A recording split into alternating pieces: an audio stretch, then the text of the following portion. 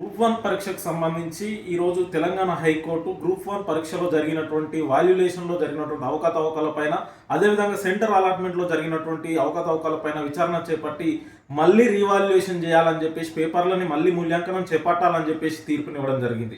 ఈ తీర్పు రాష్ట్ర ప్రభుత్వానికి చెంపపెట్టు లాంటిది. ఎందుకంటే రాష్ట్ర ప్రభుత్వం గతంలోనే టీఎస్పీఎస్సీ ద్వారా అనేకమైనటువంటి అవకతవకలు జరుగుతూ ఉన్నాయి, పేపర్ లీకేజీలు జరిగినాయని గతంలో గ్రూప్ 1నే 2 సార్లు ప్రిలిమ్స్ రాసినటువంటి పరిస్థితి ఉన్నది అభ్యర్థులు. ఆ సందర్భంలోనే రాష్ట్ర ముఖ్యమంత్రి గారు రేవంత్ రెడ్డి గారు టీఎస్పీఎస్సీని యూపీఎస్సీ తరహాలో తీర్చిదిద్దాం, పూర్తిగా ప్రక్షాళన చేస్తామని చెప్పడం జరిగింది.